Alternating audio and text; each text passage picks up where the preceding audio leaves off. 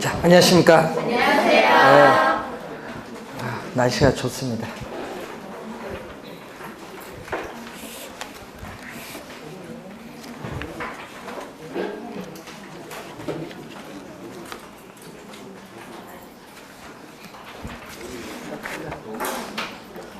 오늘 오면서 보니까 어떤 분이 경찰 차를 피해서 도망다니다가 경찰 2대에 잡혔더라고요.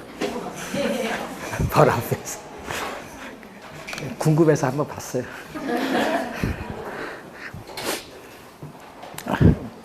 자, 우선 부동산의 개념 한번 보겠습니다. 자, 이 부동산의 개념은 우리 작년 시험에 법률적 개념의 부동산에서 정답을 물었죠. 올해도 이 법률적 개념 부동산이 좀 중요합니다. 정답에서. 자, 우선은 이 부동산과 준부동산에 관한 설명으로 옳은 것을 묻는 건데, 자, 이 협의 부동산이죠.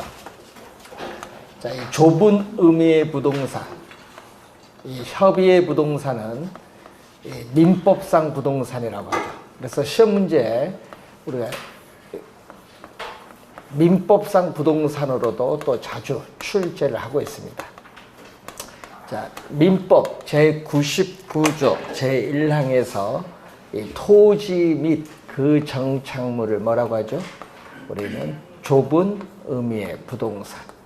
그래서 1번 지문 보면 이 정착물에 대한 내용이 나오죠. 토지의 정착물 중 토지와 독립된 물건으로 취급되는 것은 없다. 없다 하니까 틀린 지문인데 1번 지문이 작년에 정답으로 물었었죠. 그래서 독립정착물과 종속정착물입니다. 그래서 토지와 독립한 부동산으로 간주되는 독립정착물 있다는 것. 대표적으로 뭐죠? 건물이죠. 자, 이 건축 대장에 건물은 뭐다? 등기를 할 수 있죠. 그래서 부동산 등기법상 부동산 등기의 대상이 되는 물건은 토지, 건물 단 2개밖에 없다는 거 하나 기억해 두시면서 이렇게 독립된 물건으로 취급되는 거 있습니다. 그러니까 1번은 틀린 지문이고 2번 개개의 수목, 나무는 명인 방법을 갖추더라도 토지와 별개의 부동산으로 취급되지 않는다. 이 명인 방법을 갖춘 나무는 뭐가 돼? 토지와 독립한 부동산으로 간주됩니다. 그래서 또 틀린 지문.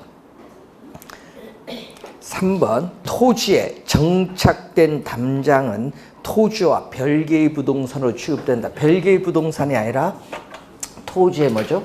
일부. 토지의 일부로 취급되는 종속 정착물이에요. 그래서 지금 담장이라든지 뭐 울타리라든지 교량, 뭐 터널, 뭐 축대, 또 우리 27회 시험에 25회 나왔던 뭐죠? 국어, 밭의 도랑이죠. 우리 지목 중에 국어, 밭의 도랑. 이것은 종속 정착물, 토지의 일부로 간주되는 종속 정착물입니다. 그래서 3번도 틀린 지문이고 4번 자동차에 관한 압류 등록은 자동차 등록 원부에 한다. 등록 원부에 한다. 맞는 지문인데, 자, 이 협의 부동산과 이 준부동산을 합쳐서 광의, 넓은 의미의 부동산이라고 하죠. 그래서 이 준부동산의 이 종류를 보면은 등기, 대상 물건도 있는데 자동차, 건설기계, 우리가 항공기는 뭐죠? 등록 대상 물건. 그래서 이 자동차는 이 자동차 등록 원부란 게 있겠죠. 거기에 압류 등록을 합니다. 그래서 4번 정답입니다. 5번 총톤수 10톤 이상의 기성과 범선은 등기가 가능하다. 자, 여러분이 우리 선박 등기법에서 등기 대상이 되는 물건은 20톤 이상이에요. 10톤이 아니라 몇 톤? 20톤 이상의 선박이 우리는 선박 등기법에 의해서 등기가 가능합니다. 그래서 5번 틀린 지문이 되겠죠. 4번 정답입니다. 자, 2번 문제. 토지의 정착물과 동산에 관한 설명으로 틀린 것은 부동산과 동산은 공시 방법을 달리합니다. 자, 왜 그렇죠? 우리는 토지의 지리적 위치가 고정되어 있기 때문에 그런데 부동산은 등기, 동사는 점유가 되고 또 동사는 공신의 원칙이 인정되나 부동산은 공신의 원칙이 인정되지 않습니다. 자, 우리나라 부동산 등기는 형식적 심사주의를 채택하고 있습니다. 그래서 등기의 공신력이 인정되지 않는다. 꼭 기억해 두셔야 되겠고 2번 토지의 정착물 중 명인 방법을 구비한 수목의 집단. 자, 이 관습법상의 소유권을 표시하는 방법이 바로 명인 방법인데 명인 방법은 소유권을 표시하기 때문에 소유권의 객체는 될 수 있지만은 저당권, 불완전한 공시수단이기 때문에 저당권의 객체는 될 수 없다. 그래서 수목의 집단, 또 우리는 독립한 부동산. 자, 여러분이 한 그루의 나무는 등기할 수 없고요. 수목 집단만 등기 가능합니다.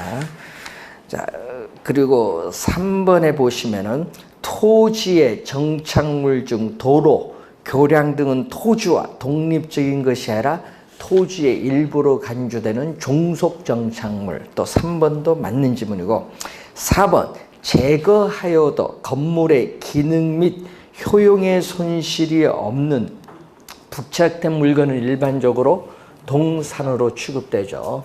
자, 정착물을 구분하는 기준이죠. 자, 정착물을 구분하는 기준은 4가지가 있습니다. 물건이 부동산에 부착되는 방법, 물건의 성격, 물건에 설치하는 의도, 또 당사자 간의 관계가 있죠. 이 당사자 간의 관계가 있는데 이 물건이 부동산에 부착되는 방법 중에서 이 물리적 손상이 없이 제거할 수 있어요. 그렇지만은 건물의 이 기능이나 효용에 지장이 없는 물건은 정착물이 아닌 뭘로? 동산으로 취급하죠. 이 2가지를 우리가 확인해서 보는 거죠. 물건이 부동산에 부착되는 방법. 4번 맞는 지문이고 5번 임차인이 설치한 영업용 선반, 카운터 등 사업이나 생활의 편의를 위해 설치한 정착물은 일반적으로 그 뒤에가 틀렸죠. 부동산으로 취급한다. 이게 틀린 지문인데 자, 임차인이 여러분 정착물은요 항구적, 영구적으로 설치하면은 정착물인데 이 선반 카운터는 영구적이 아니야. 일시적이야.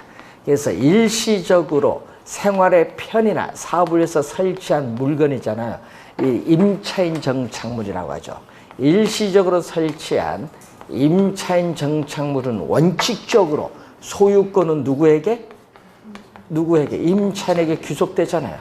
그렇기 때문에 부동산 정착물이 아닌 뭘로 취급한다? 동산으로 취급한다. 부동산 정착물이 아닌 동산으로 취급한다.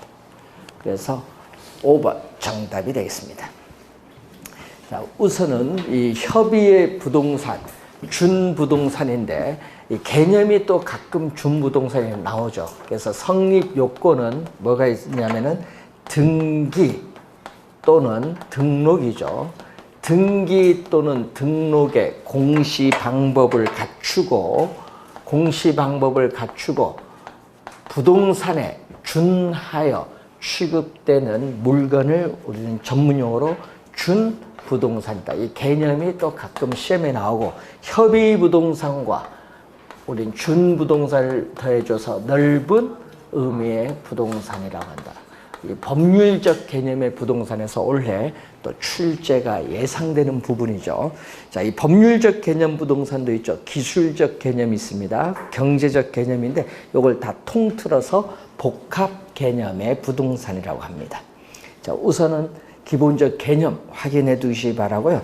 자, 3번 문제는 토지의 용어인데 이 토지 용어 중에서 우리가 매년 지금 출제되고 있는 용어가 후보지와 이행지를 여러분 구분할 수 있느냐 보죠. 토지가 실제로 이용되고 있는 용도에 따라 지역을 크게 분류하면은 택지지역, 농지지역, 뭘로?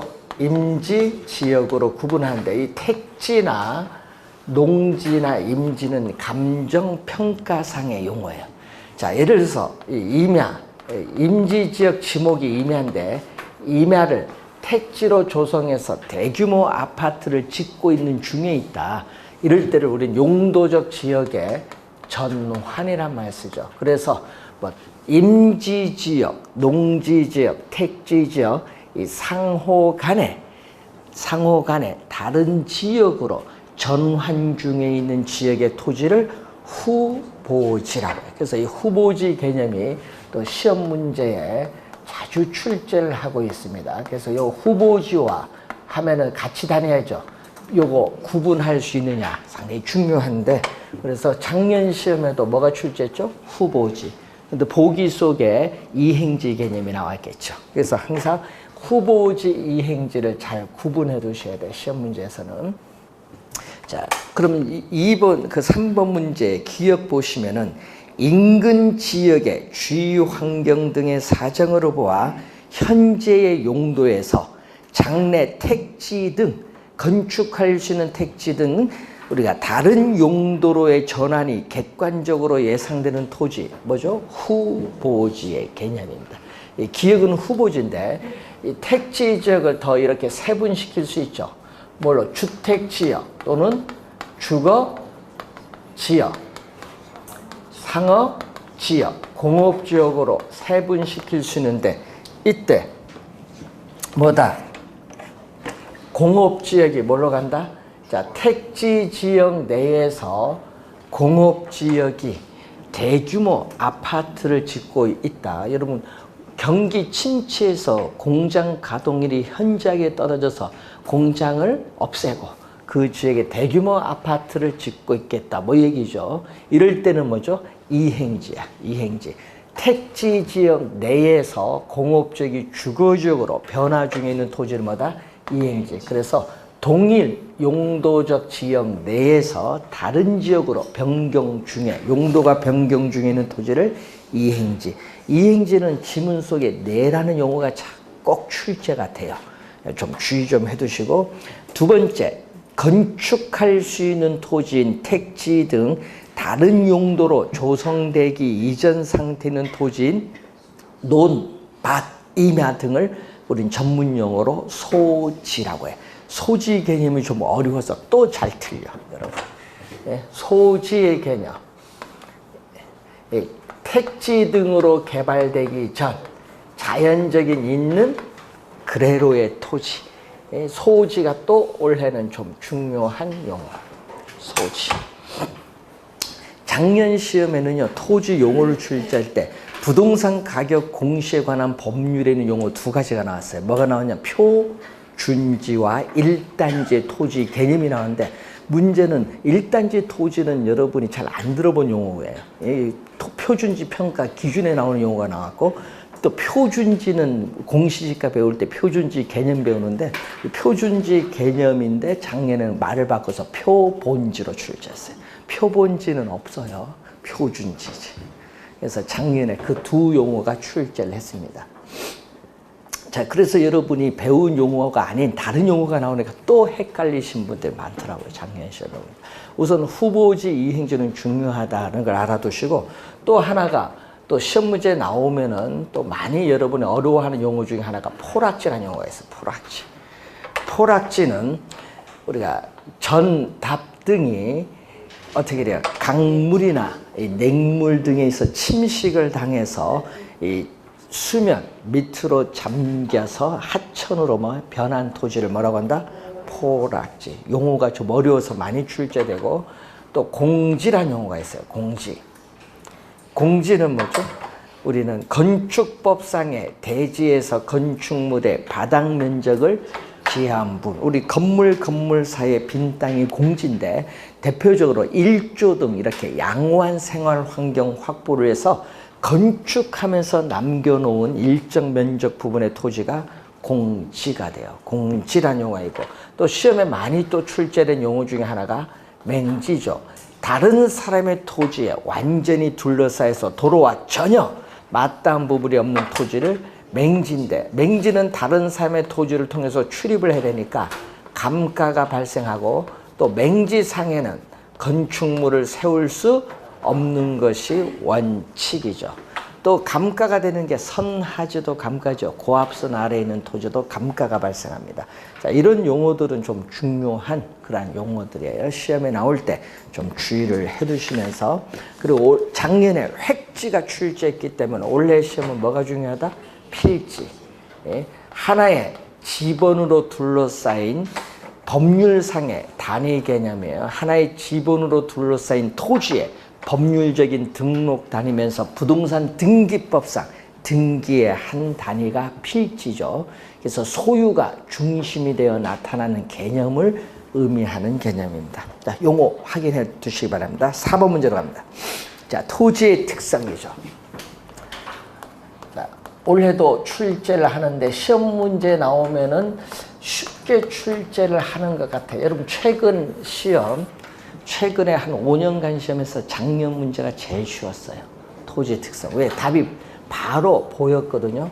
그러면 올해는 어떻게 돼요? 작년처럼 박스보다는 올해는 지금 문제처럼 이렇게 내용으로 출제를 할 것 같아요. 올해 시험에. 자, 자연적 특성, 인문적 특성으로 나누는데, 자, 시험 문제에 28회와 29회는 어디서 정답 물었냐 하면요. 또 부증성에서 28회 9회 시험은 정답을 물었고, 그리고 26회 7회는 어디서 정답 물었냐 하면요. 영속성에서 정답 물었어요. 네? 영속성에서 정답을 물었으니까. 그리고 또 개별성에서는 24회 시험에서는 어디서? 개별성에서 정답 물었고 21, 3회는 부동성에서 정답 물었어요. 하여튼 이쪽에서 정답을 많이 묻는다는 얘기인데, 그래서 최근 2년은 요거, 2년은 요거니까 올해 시험은 요 앞에서 정답을 안 묻겠나 이렇게 봅니다. 부동성에서. 그래서 올해 특히 부동성은 잘 공부를 하고 들어가셔야 돼. 그 중에서도. 자, 1번 부동성으로 인해서 부동산 활동을 국지화시키고 임장 활동을 배제. 1번이 바로 정답인데, 이 부동성은 부동산 활동 및 부동산 형상을 뭐한다? 국지화시킨다. 토지가 속해 있는 지역 범위 뭐다? 내로, 지역 내로 국한시킨다는 얘기죠. 그래서 이 국지화란 용어는 시험에 단골로 출제되는 용어인데, 또 토지 거래 시에는 뭐 각종 자료를 수집을 하죠. 수집을 해서 책상 위에서 여러분 분석을 하는 정보 활동도 중요하지만은, 분석된 정보를 부동산에 위치해 있는 또 어디로 가야 되죠? 현장에 가서 확인을 해야겠죠. 토지 대장성의 지목이나 실제로 이용되고 있는 용도가 일치하는지 여부 뭐 상당히 중요한데, 이런 걸 다 현장 가서 확인해야 돼요. 그래서 임장 활동이 상당히 중요하다. 네, 그래서 임장 활동을 배제한다 하니까 틀린지만 1번 정답. 자, 2번 토지는 물리적 측면에서는 영속성을 가지고 있습니다. 토지는 시간이 경과하고 토지를 사용을 하여도 토지는 소모되지 않는 특성. 그러니까 비소모적 재화입니다. 자, 비소모적 재화이기 때문에 토지는 사용하여도 어떻게 돼? 소모되지 않으니까 물리적 측면에서의 감가상각이론은 적용할 수 없다. 물리적 측면에서의 감가상각이론은 적용할 수 없다. 이 말은 완전한 영속성을 가정을 하는 거야. 완전한 영속성을 가정하고요. 여러분, 상각자산의 적용이 가능한 게 뭐다? 상각자산의 적용이 가능한 게 원가 방식이야. 네? 원가 방식 중에서도 어떻게 돼? 원가법이잖아요. 그래서 원가 방식은 상각, 자산의 적용이 가능한데 물리적으로 감가상각 이론을 적용할 수 없어요. 그러니까 어떻게 돼? 원가 방식은 영속성은 적용할 수 없다라는 거. 자, 그리고 경제적 가치는 주변 상황의 변화에서 하락할 수 있다. 자, 광산이 개발되면은 그 지역으로 인구가 집중되면서 수요가 증가하죠. 토지 가치가 오를 수도 있어요. 근데 폐강이 되면 어떻게 돼? 떠나야 되니까. 그 지역에 어떻게 돼요? 팔려고 내놓은 땅으로 해서 가치는 하락할 수 있죠. 그래서 경제적 측면에서 토지 가격은 상승할 수도 있고 하락할 수도 있는데, 여기서 하락할 수 있는 경제적 측면에서의 토지 가치는 하락할 수 있거든요. 그래서 물리적 감가는 안 되지만 뭐는 가능하다? 경제적 측면에서의 토지 가치는 감소시킬 수 있다. 경제적 감가는 가능하다. 2번 맞는 질문이고, 3번 영속성으로 인해서 토지는 감가상각에서 배제되는 자산. 맞죠? 배제되는 자산입니다. 자, 그리고 우리는 비소모적 재화이기 때문에 가치에 소모가 없죠. 그래서 우리는 가치의 보존력이 우수하기 때문에 일반 상품에 비해서 토지에 대한 투자자의 선호도가 높고, 따라서 부동산 관리의 중요성을 강조하는 게 바로 가치 보존력이 우수하기 때문에 그렇습니다. 네 번째, 개별성으로 인해서 부동산 활동이 구체적, 개별적으로 전개되고 정보의 중요성이 나타나죠. 자, 물리적으로 똑같은 토지는 오직 하나밖에 없습니다. 토지의 가격이나 수익 등이 뭐가 되죠? 개별화, 구체화돼요. 그래서 이 개별화가 되기 때문에 부동산의 가치에 영향을 미치고 있는 개별적인 우리 상태나 요인들의 변화를 분석할 필요가 있는데, 이걸 뭐라고 하냐면 개별 분석. 우리 개별 분석의 필요성이 나타나고, 그러면 이 부동성은 부동산 가치에 전반적인 영향을 미치는 지역, 우리가 요인에 대한 분석이 필요하죠. 따라서 이 지역 분석의 필요성은 부동산과 관련이 있고, 개별 분석의 필요성은 뭐와 관련이 있다? 개별성과 관련이 있다. 평가 이론에서 지역 분석, 개별 분석이 나오죠.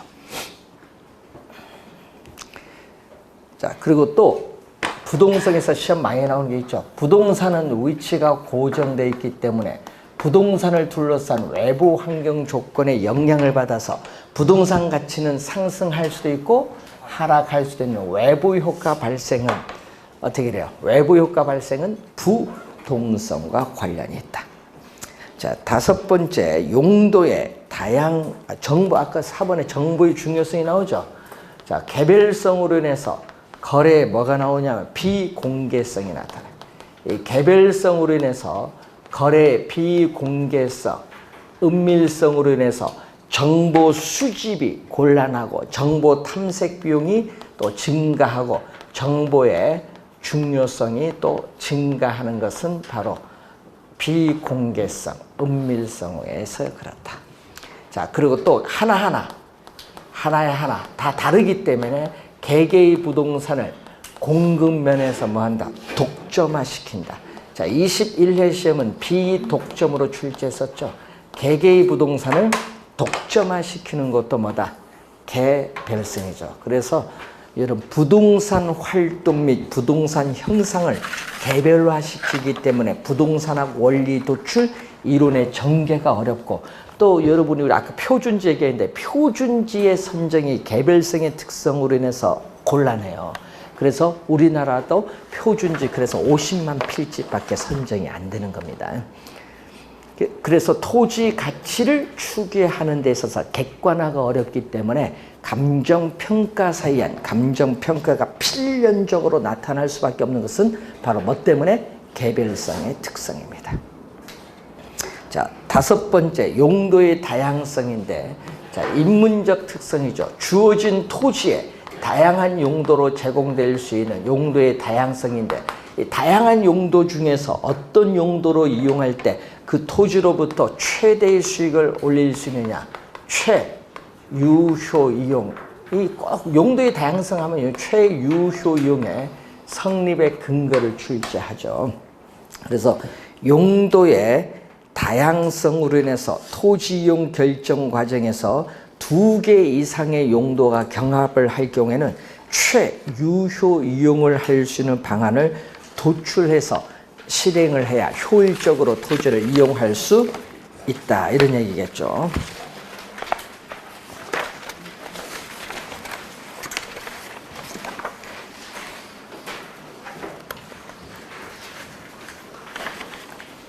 자, 5번 문제로 갑니다. 자, 토지의 특성에 관한 설명으로 틀린 것은 부동성은 부동산 활동 및 형상을 국지화하여 지역 특성을 갖도록 한다. 지역 특성은 어떤 지역이 다른 지역과 구별이 되는 특징을 말합니다. 자, 2번 부증성은 생산 요소를 투입을 하여도 토지 자체 양을 늘릴 수 없는 특성. 부증성의 개념이 나오죠. 비생산성이죠.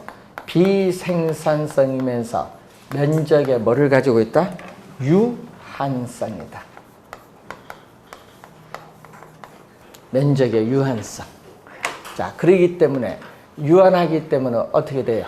우리는 토지를 소유하고자 하는 욕구가 다른 일반 상품에 비해서 뭐다? 증대가 되죠.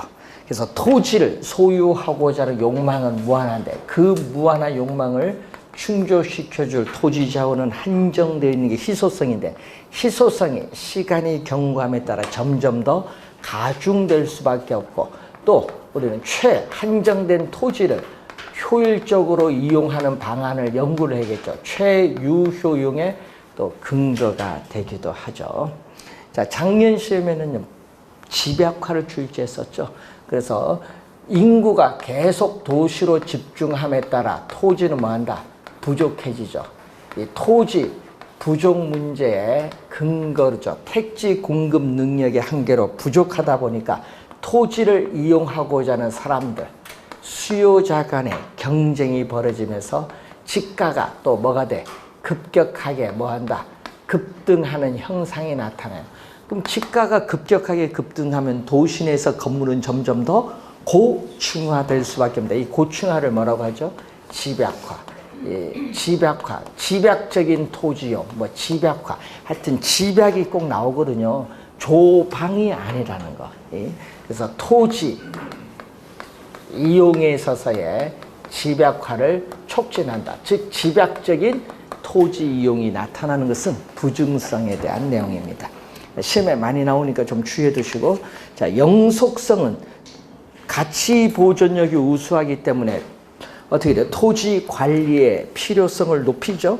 그래서 감정평가에서 원가 방식의 이론적 근거, 원가 방식의 이론적 근거 하니까 틀린지 뭐.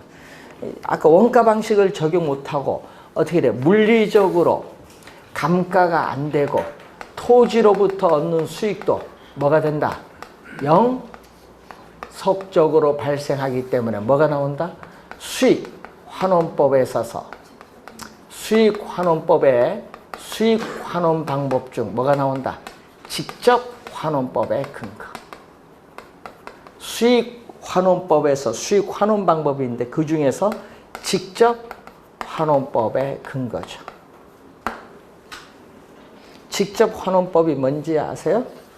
우리 배운 것 중에 우리 가격, 토지 가격은 토지로부터 장래 기대할 것으로 예상되는 순수익을 뭘로? 환원 이율로 바로 환원해서 우리는 가액을 구하는 요게 바로 직접환원법입니다.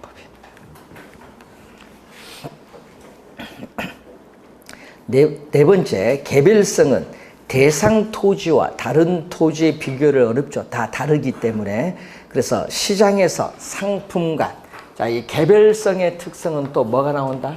개별성의 특성은 토지 시장에서의 토지 상품 간에 있어서 완전한 대체 관계를 뭐한다?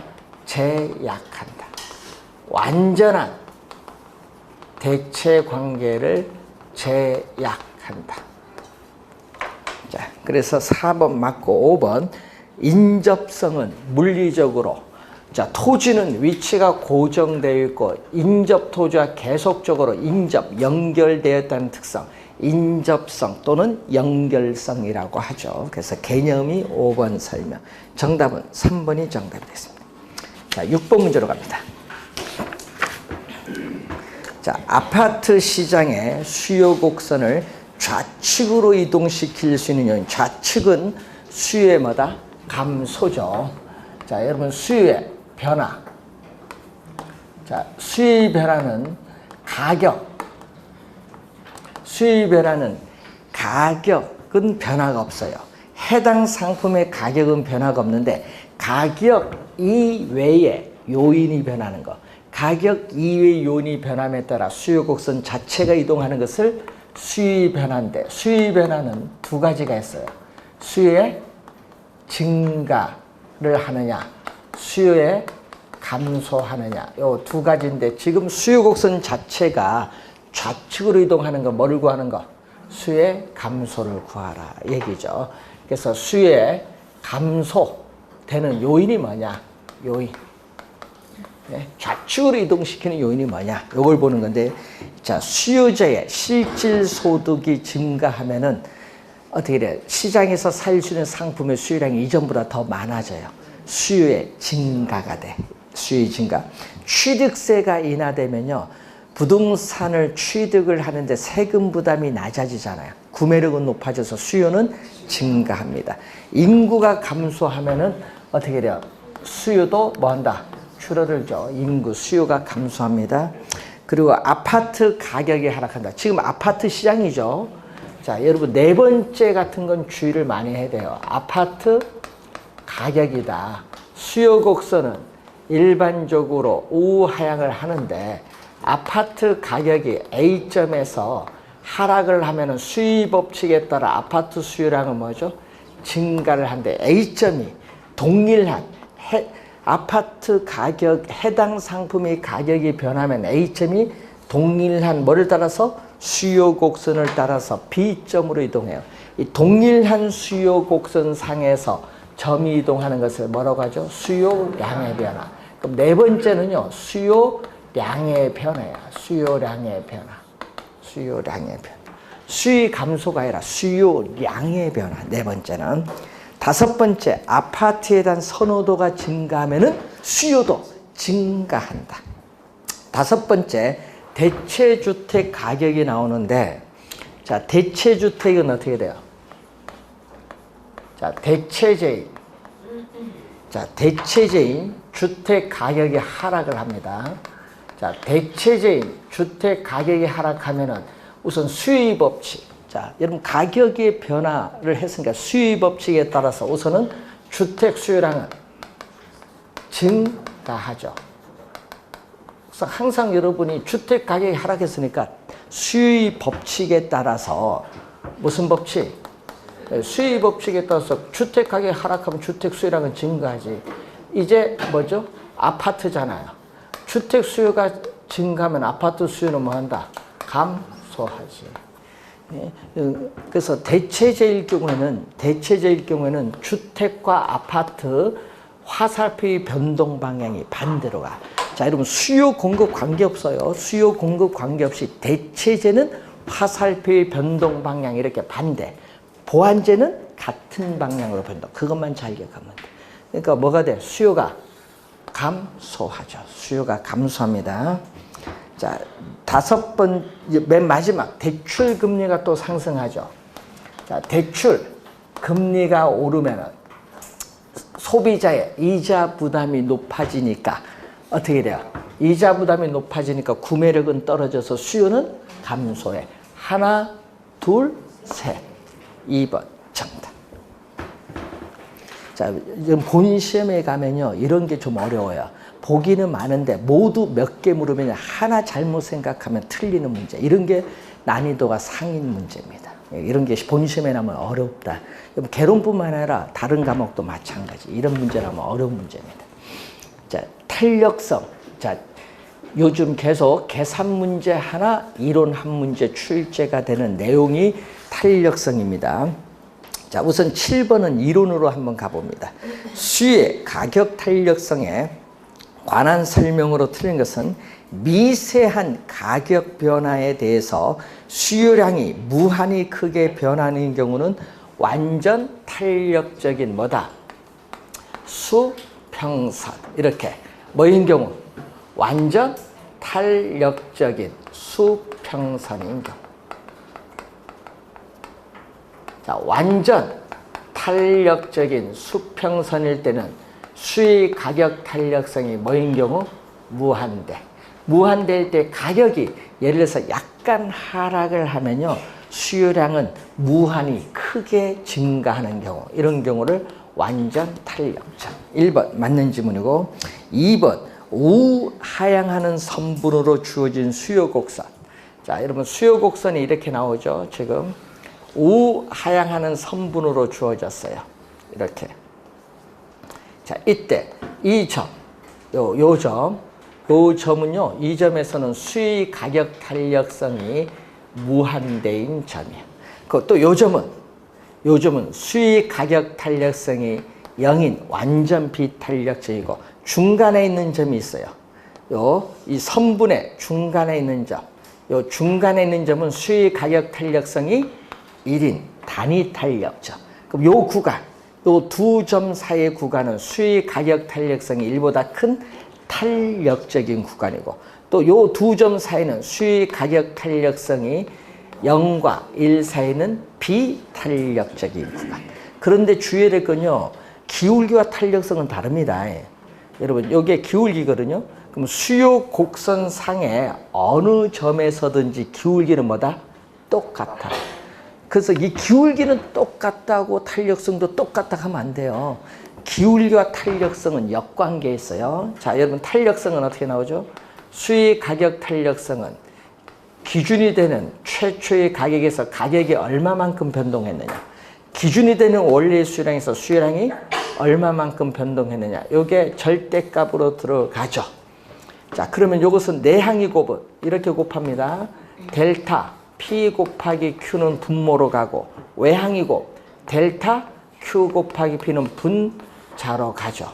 자, 이 수식을 다시 쓰면 이렇게 쓸 수 있어요. 델타 증분이죠. P에 델타 Q 곱하기 Q분의 P에, QP는 양수니까 1사분면에 있잖아요. 그럼 이것은 다시 이렇게 쓸 수 있어요. 델타 Q분의 델타 P분의 1 곱하기 Q분의 P다. 여러분 요 분모가 뭐냐? 기울기야. 기울기. 자, 여러분이 요게 델타 Q를 의미하고 요거 델타 P. 그래서 요것분의 요거는 요 기울기를 의미해, 기울기. 그래서 요 분모는요, 기울기인데 기울기는 똑같아요. 수요 곡선상의 어느 점인지 기울기는 똑같아요. 그럼 기울기 일정하고 1도 일정한 상수야. 요 값은 일정하니까 뭐에 따라? QP에 따라 달라지겠지. 그래서 여러분 보세요. 탄력성과 이 기울기는 서로 어떻게 돼? 역관계에 있다. 꼭 기억해야 됩니다. 기울기와 탄력성은 역관계에 있는데, 문제는 요 점에서는 얼마? 이 점에서는 가격과 수요량이 요거고, 그럼 이 점에서는 수요량은 이거고 가격은 더 낮잖아요. 그러니까 여러분 수요 곡선상의 어느 점이든지 QP가 다 달라요. 요 값이 다르기 때문에 탄력성도 다르지. 요 앞에는 일정하더라도 Q와 P 값이 다르기 때문에 탄력성도 달라요. 그러니까 수요 곡선상의 어느 점에서든지 수요의 가격 탄력성은 다 다르다. 맞는 지문. 맨 끝에 다르다가 포인트. 2번 맞는 지문입니다. 3번. 일반적으로 부동산 수요에 대한 관찰 기간이 길어질수록 수요 가격 탄력성은 커진다. 커진다는 건 뭐다? 탄력적이 된다. 왜냐? 장기로 갈수록 대체제가 나타날 가능성이 많기 때문에. 자, 4번. 일반적으로 재화의 용도가 다양할수록 수요 가격 탄력성은 커진다. 용도가 다양할수록, 용도 전환이 쉬울수록 또 대체제가 나타날 가능성이 많기 때문에 수요 가격 탄력성은 이전보다 더 커진다. 탄력적이 됩니다. 자, 5번 지문이 또 우리가 시험에 나올 때 5번 지문이 또 올해 또 출제할 수도 있겠죠. 자, 수요 가격 탄력성은 자극을 주는 가격은 뭘로 가죠? 분모. 반응을 나타내는 수요량은 분자. 가격의 변화율에 대한 수요량의 변화인데, 시험 문제 나오는 건요, 두 가지야. 1보다 크냐, 1보다 작냐. 요거지 뭐. 1보다 클 때를 뭐라고 하죠? 탄력적. 1보다 작을 때를 비탄력적. 그러면 지금 뭐를 묻고 있죠? 요걸 묻고 있죠? 비탄력적이죠? 5번이 비탄력적이죠? 비탄력적은 어떻게 돼? 우리는 수요량의 변화율이 가격의 변화에 비례해서 작죠? 네, 작다. 5번 정답. 가격의 변화율에 비해 수요량의 변화율이 뭐다? 크다가 아니라 작다. 5번 정답. 여기서 지문 많이 묻습니다. 5번 지문 좀 주의하도록 합니다. 작년에는 수직선으로 출제했죠. 완전 비탄력적. 자, 여러분 계산 문제와 관련해서 자, 여러분 3번 출제했었죠. 19회 시험, 24회, 작년 29회. 수의 가격 탄력성과 수의 소득 탄력성을 연결한 문제를 출제를 3번 했습니다. 자, 우선은 가격 탄력성을 보면 주택 수의 가격 탄력성이죠. 주택 가격의 변화율에 대해서 주택 수요량의 변화율을 묻는 문제인데 요 값이 얼마? 3.0. 수의 가격 탄력성. 그럼 소득 탄력성은 또 자극을 주는 소득은 분모로 가죠.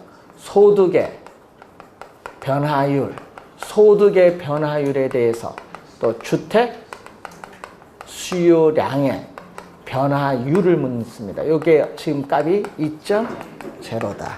자, 문제는 주택 가격과 소득이 모두 몇 프로? 10%. 주택 가격 10% 상승, 소득도 10% 상승했어요. 자, 이때 수의 법칙에 따라 주택 가격이 오르면 수요량은 뭐다? 감소. 수의 법칙에 따라. 그럼 첫 번째 수식에서 주택 수요량은 얼마? 3에 10% 곱해주니까 30% 뭐 한다? 감소한다. 30% 감소한다. 자, 두 번째는 수의 소득 탄력성이 0보다 크면은 주택은 무슨 상품? 0보다 크면은 정상재. 수의 소득 탄력성이 0보다 크면 정상재. 정상재일 때는 뭐죠? 소득이 증가할수록 수요량도 증가하는 상품. 소득이 증가할수록 수요량도 증가하는 상품이 정상재니까 두 번째 수식에서 주택 수요량은 10%에 1을 곱해주니까 20% 뭐 한다? 20% 뭐 한다? 증가한다. 그러면 첫 번째는 30% 감소하고 두 번째는 20% 증가하니까 결론은 주택 수요량은 10% 뭐 한다? 감소한다. 주택 수요량은 결론적으로 10% 감소한다. 10% 감소한다. 2번 정답.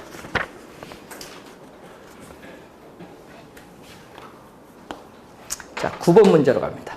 수의 교차 탄력성. 자, 수의 소득 탄력성이 나오면 정상재 열등재를 생각하시고 수의 교차 탄력성이 나오면 대체재 보완재 생각하시면 돼요. 자, 또 아파트 수의 가격 탄력성. 아파트죠. 아파트 가격 변화율. 아파트 가격 변화율에 대해서 아파트 수요량 변화율이 얼마냐? 0.4. 또 오피스텔 가격에 대한 교차 탄력성.